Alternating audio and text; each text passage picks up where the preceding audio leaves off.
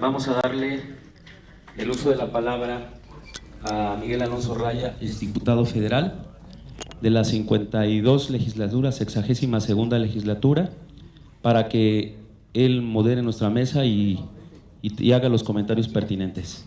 Iniciamos. Le damos la palabra. Bueno, muy buenos días a todos y a todas. En primer lugar, agradecer su asistencia e interés en este evento como parte de la Semana de Seguridad Social en el Senado de la República. Y bueno, vamos a introducir brevemente este panel de qué se trata. Bueno, se trata de hacer un esfuerzo por ubicar la problemática real que enfrentan los sistemas de pensiones, hacer un esfuerzo por ser objetivos. Ayer se decía que nos amenaza un tsunami gris. Bueno, lo correcto es prepararnos, tomar medidas a tiempo, pues para evitar que el tsunami gris nos afecte y nos impacte de tal manera que no tengamos capacidad de respuesta. Y eso implica que desde ahora pues tomemos medidas preventivas, hagamos lo que tenemos que hacer para diagnosticar correctamente el problema, ubicar en su justa dimensión el asunto, evaluar lo que se ha hecho con mucha objetividad, con mucha responsabilidad y por reconocer lo que está mal diseñado. O sea, yo simplemente diría, no es por señalar un ejemplo, ¿por qué tenemos el SAR 92 que simplemente la gente retira y por qué eso no está integrado como parte de la pensión? O sea, tenemos así como parches en algunos casos, y ese pues es dinero que se va, es dinero que al final de cuentas se va. Y entonces esto por poner simplemente un ejemplo de los casi 54 millones de cuentavientes o que tienen su cuenta en los sistemas de las AFORES, de cuentas individuales. Bueno, hay muchos, la mayoría de esos 52 millones que no van a poder cubrir los requisitos. Entonces hay que ubicar simplemente qué deberíamos hacer para que todo el mundo pudiese cubrir cuando menos los requisitos para tener una pensión mínima, si quisiéramos, cuando menos que por la vía de las cuentas individuales hubiese alguna respuesta, alguna solución al problema. Y eso implica pues tener disposición de sentarse con gente especializada pues a discutir y tratar de encontrarle respuesta, y un poco esa es la intención aquí, de escuchar a expertos, a gente que está dedicada por su responsabilidad a analizar el problema y a escuchar, por lo tanto, los planteamientos en el sentido de tratar de encontrar pues alguna salida a esta problemática que presentamos. Entonces, sin más, le doy la palabra. Ya hicieron la presentación. De acuerdo a lo que tengo yo aquí, el primer panelista es Helmut Schwarzer, especialista en protección social y desarrollo económico de la Oficina de Países de la Organización Internacional del Trabajo para México y Cuba, OIT.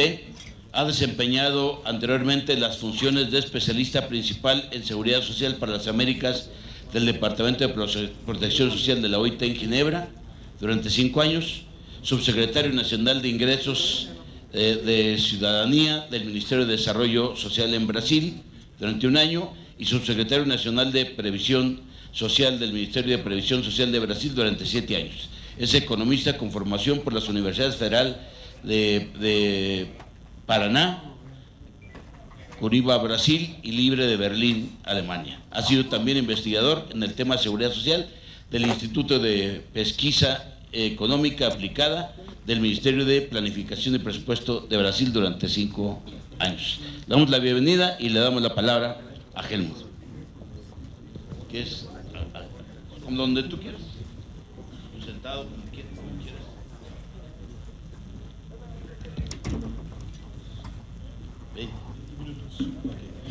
Bueno, muy buenos días, señoras y señores. Muchas gracias al Senado Federal, muchas gracias también al senador Mayans y a su equipo por la invitación.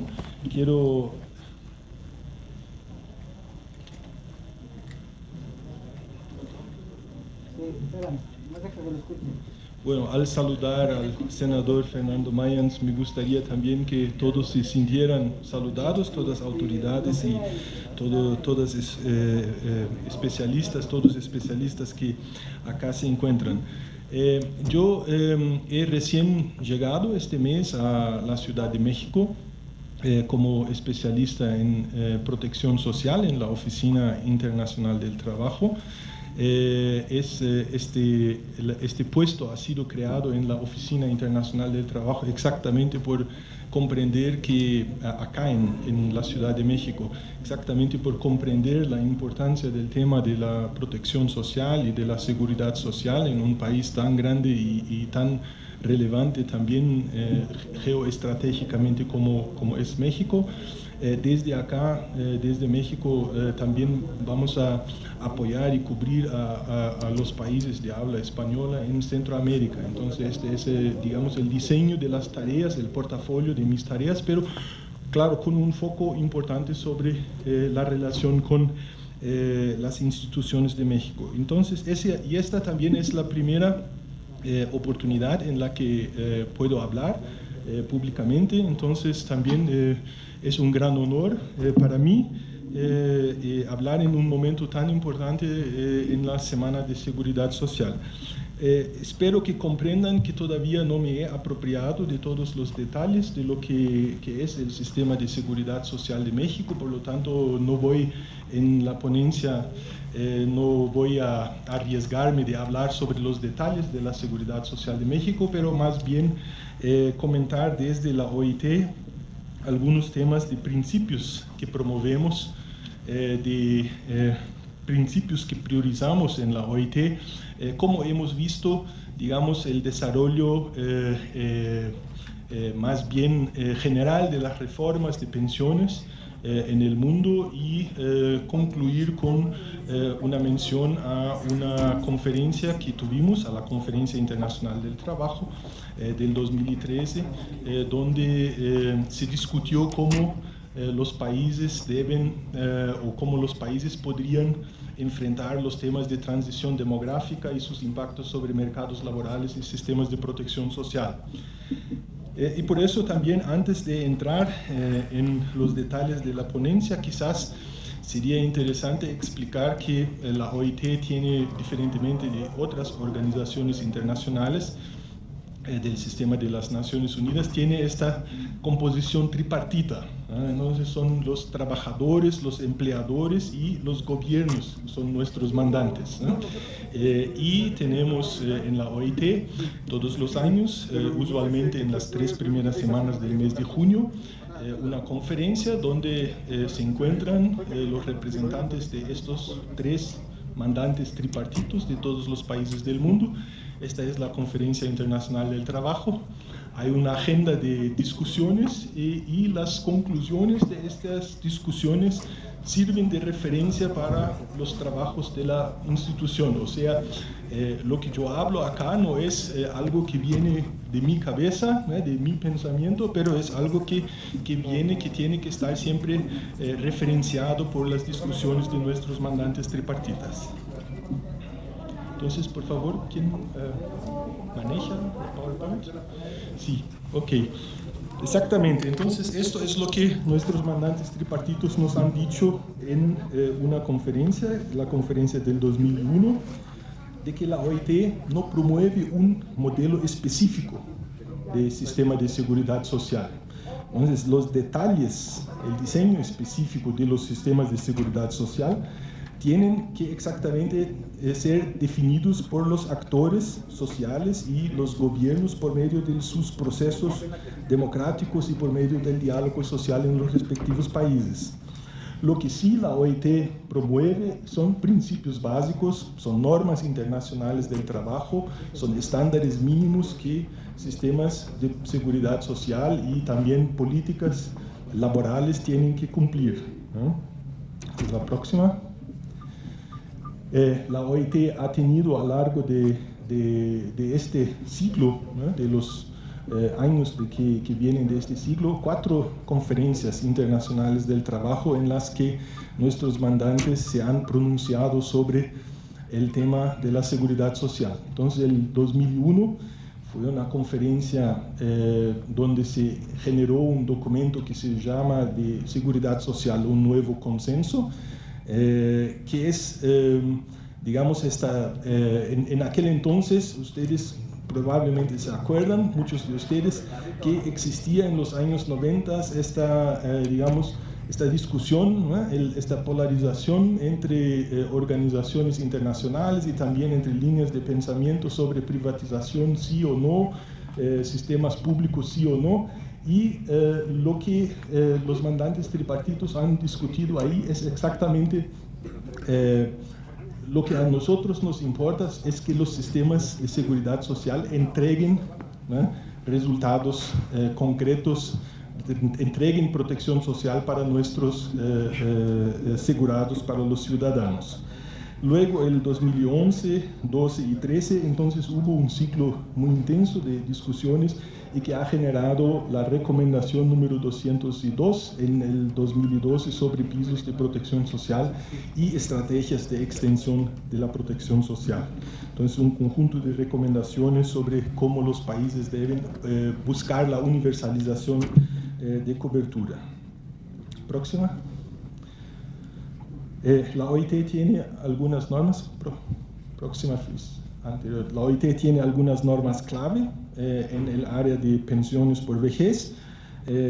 Uno es el convenio número 102, que es la norma mínima de seguridad social. México lo ha ratificado, 50 países en el mundo lo han ratificado. Y hay algunos criterios mínimos, como por ejemplo la tasa de reemplazo, ¿no? Del 40% sería un criterio mínimo, la participación de trabajadores y empleadores en la discusión y en la formulación de políticas, quizás por medio de consejos, ¿no? Entonces, la necesidad de rendir cuentas a los mandantes tripartitos. También la necesidad de que una pensión sea un pago continuado, ¿no? Y no solamente un pago único, ¿no? de una sola vez, ¿no? Entonces hay algunos criterios mínimos que oportunamente podríamos desarrollar. El convenio número 128 sería el convenio de nivel más elevado que el convenio 102, y está la recomendación 202, que es la más reciente que les he mencionado, las estrategias de extensión de la protección social. Próximo. Aquí se encuentran algunos principios centrales. Primero, la seguridad social como un derecho humano, por lo tanto, una obligación de todos nosotros de buscar la universalidad de la cobertura. Segundo, la responsabilidad del Estado en promover la buena administración, promover esta extensión de la protección social, promover que las instituciones, los servicios y las prestaciones sean bien entregadas, y esto tiene mención en un gran número de manifestaciones de nuestros mandantes. Prestaciones que sean previsibles, ¿no? Que al menos para que se tenga una seguridad de ingreso en el largo plazo es necesario que exista al menos un componente en el sistema de seguridad social que proporcione prestaciones previsibles, suficientes y garantizadas, ¿no? Y pienso que eso es también uno de los temas que parece que se encuentra en discusión acá, porque las tasas de reemplazo no son suficientes y tampoco para mucha gente previsible, ¿no? Con el presente modelo. Y financiación colectiva y solidaria, o sea que no solamente los trabajadores financian las prestaciones, pero también que empleadores y Estado participan de la financiación. Los trabajadores no deben aportar más que 50% de la financiación. Eso es lo que se ve, por ejemplo, en el convenio 102. La participación de los actores sociales y las consultas sobre los desarrollos del sistema, sobre el funcionamiento del sistema, rendición de cuentas, ¿no? Y igualdad de trato, no discriminación, igualdad de género, también es un problema importante, ¿no? En América Latina, y necesidades especiales de algunos grupos. También el sistema de pensiones debe tener la sensibilidad para responder. Próxima. Hay algunas observaciones sobre experiencias con sistemas de pensiones recientemente en el mundo y en América Latina. En este informe, el del 2014-2015, que mi jefe Thomas Wissing ha mencionado ayer, ¿no?, en la ceremonia de inauguración, se ha también descrito la evolución reciente de los sistemas de seguridad social en el mundo, y lo que sabemos es que el 2012, ¿no?, según los datos que existen a disposición en la OIT, solo 7 países en el mundo no tenían un sistema de pensiones. Algunos tenían cuenta o un ahorro obligatorio, pero que no se transforma en una pensión, en un flujo de pagos, ¿no? La gran mayoría de los países del mundo tienen un sistema de pensiones público, ¿no? 23 países han adoptado componentes privados como componentes importantes, o sea, no es la mayoría de los países del mundo, es una parte de los países del mundo. Y que estos países, a lo largo de las últimas quizás 2 décadas, la mayoría de estos países del mundo han tenido que seguir diseñando reformas a sus sistemas de pensiones, básicamente reformas paramétricas para mantener la sostenibilidad y ir expandiendo su cobertura. Hubo una expansión significativa de cobertura. La próxima filmina, me parece que es la gráfica que demuestra eso, sí.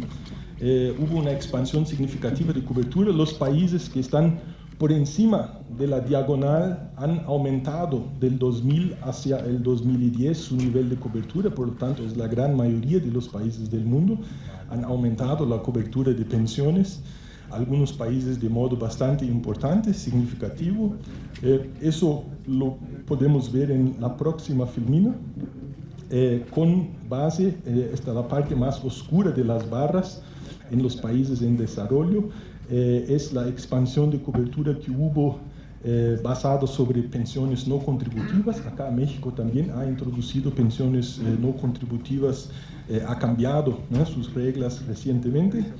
Entonces, estas son algunas, digamos, algunas noticias positivas del área de pensiones. También hay 2 filminas con gráficos que enseñan la próxima, por favor.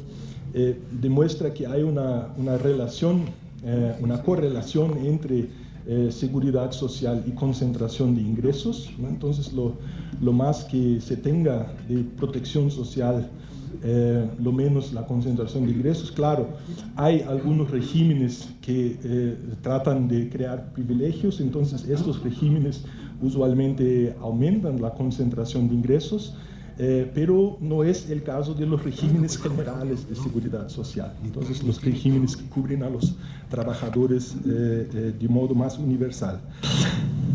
La próxima filmina es también una gráfica que demuestra que más fuertemente que en la gráfica anterior también hay una correlación entre seguridad social y pobreza. Entonces hay, claro, de un lado un país que tenga más recursos también puede invertir más en seguridad social, pero la inversa también es verdadera. Un sistema de seguridad social puede ser, y es de hecho, tenemos evidencias en muchos países, es una herramienta extremadamente importante para el combate a la pobreza.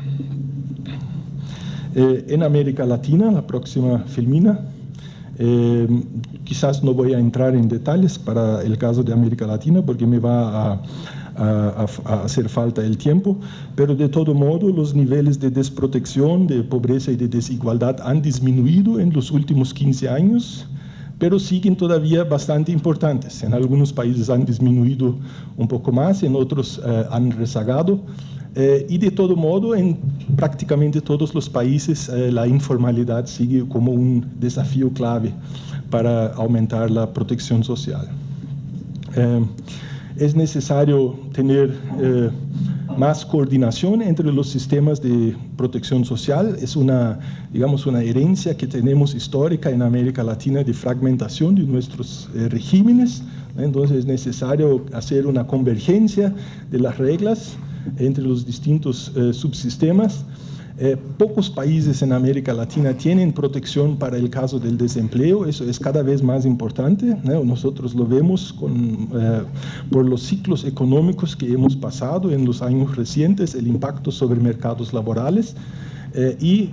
Claro, la cuestión del tema de generar el espacio fiscal para la protección no contributiva en el momento de alza del ciclo de commodities, eso fue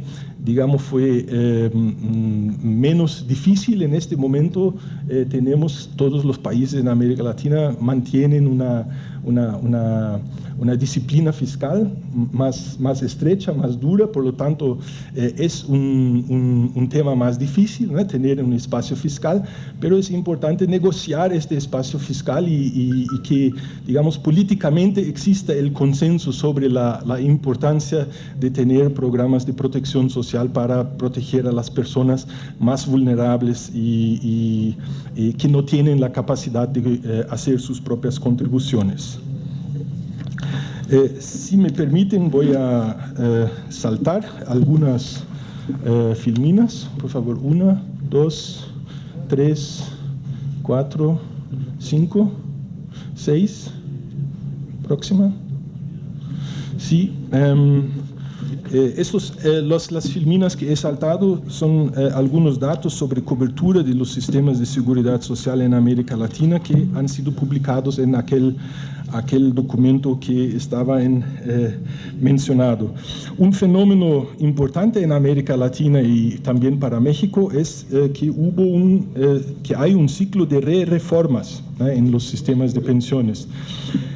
En estos 23 países que han introducido pilares privados de seguridad social, estos países este ciclo ha comenzado en 1981 con Chile, más recientemente hacia fines de los años 2000 Rumania ha sido el último.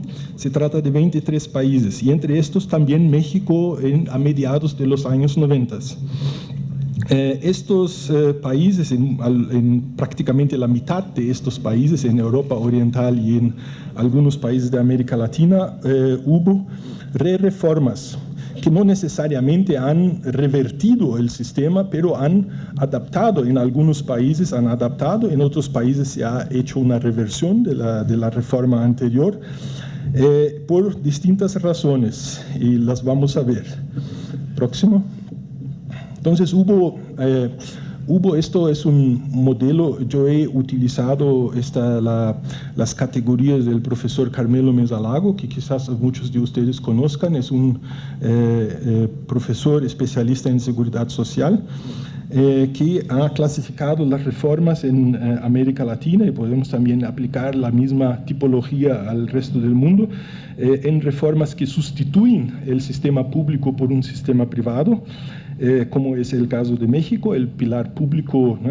Ha sido sustituido para las nuevas generaciones por un pilar privado.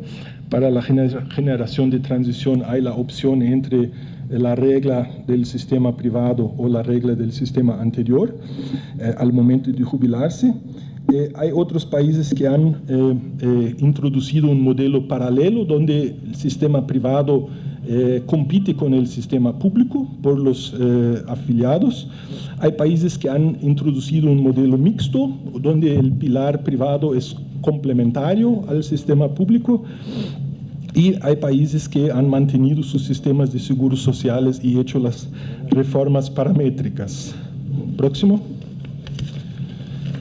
Entonces en algunos de estos países hubo entonces reformas porque hubo problemas fiscales. Las crisis también han restringido el espacio fiscal, el costo de transición se ha demostrado elevado.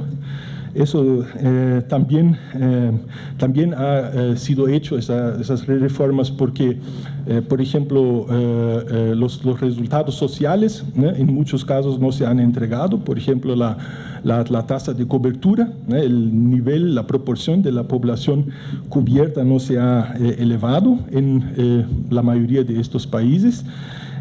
Y otros temas, por ejemplo, el tema del tratamiento a las mujeres, en Chile ha sido también un tema importante porque se ha demostrado que las mujeres con sus carreras laborales que tienen menos periodos formales de contribución, más interrupciones, no tienen la misma capacidad de contribuir que los hombres. Entonces son algunos motivos en cada país, quizás los motivos sean un poco diferentes, pero digamos una canastra de motivos, de razones, que ha hecho con que algunos países hayan cambiado el pilar privado de obligatorio para voluntario o para complementario, y hay países que han abolido, como el caso de Argentina, por ejemplo, ha abolido el pilar público, el pilar privado obligatorio, y hay países que han mantenido el pilar privado, pero han fortalecido el rol del sector público, ¿no? Entonces, por ejemplo, el caso de Polonia, que ha aumentado las cotizaciones para el pilar público y ha disminuido las cotizaciones para el pilar privado obligatorio. La posición de la OIT sobre el tema es la próxima, Filmina. Nosotros, la OIT, pensamos que cada país, como dicho, ¿no? Cada país tiene que diseñar su sistema de pensiones, y si un país quiere tener un pilar privado como parte importante de su sistema de protección social, no hay ningún problema con eso, desde que el pilar sea bien regulado y que este sistema en su conjunto cumpla con las normas internacionales del trabajo, con las tasas de reemplazo, por ejemplo, con la participación de los trabajadores y empleadores, y con las otras normas, por ejemplo, en el convenio 102.